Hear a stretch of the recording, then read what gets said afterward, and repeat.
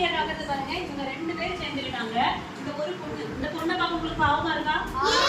இந்த 2 பேரையும் பார்க்க உங்களுக்கு கோவமா இருக்கா? அவங்களோட முகம் பாருங்க, அவங்களோட உணர்வு எப்படி இருக்கு? 2 பேரும் இருக்கிறவங்களோட முகம் சந்தோஷமா இருக்காங்க அவங்க 2 பேரும்? இல்ல, அவங்க எப்படி இருக்காங்க? கோவமா இருக்காங்க. இந்த பொண்ணோட நிலைமையை யோசிச்சு பாரு. நம்ம கிளாஸ்ல இது நடக்குதா இல்லையா? நம்ம கிளாஸ்ல இது நடக்குதா இல்லையா?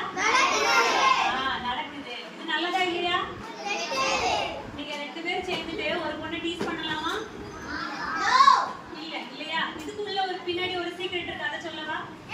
இப்ப பாத்தீங்கன்னா இந்த 2 பொண்ணுங்களுக்கும் ஏன் இந்த பொண்ணு திட்டுறாங்க? ஏன் இந்த பொண்ணு கிண்டல் பண்றாங்க? தப்புன்றதால மட்டும் இல்ல, தப்பு செய்யும்போது யாரும் என்ன பண்ண மாட்டாங்கன்னா கிண்டல் பண்ணி சிரிக்க மாட்டாங்க. சரியா? இந்த 2 பேரால செய்ய முடியாத ஒண்ணு இவ செஞ்சிருப்பாங்க.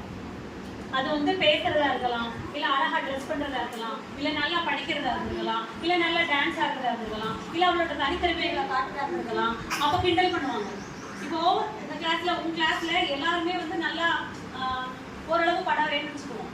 ஆதிஸ்லாம் சூப்பரா படம் வரையணும், ஆமா தானா? அப்போ நீங்க என்ன பண்ணலாம்னா மத்த எல்லாரும் சேர்ந்து நீ என்ன பண்ற, அழகா படம் வரையிற சொல்லி தெரியாம கேட்கலாம், ஆமா தானா? பெருசா படம் வரையணும் அந்த வந்தா பண்ணிட்டு அவங்க மட்டும் தான் தெரியுன்ற மாதிரி சொல்லி அப்படி நம்ம எல்லாம் சேர்ந்து சொல்லுவோமா? சும்மா சொல்லக்கூடாது. சரியா? அவங்க யார் வந்து கிண்டல் பண்ணப்படுறாங்க அவங்களால செய்ய முடியல, இவங்க 2 பேரால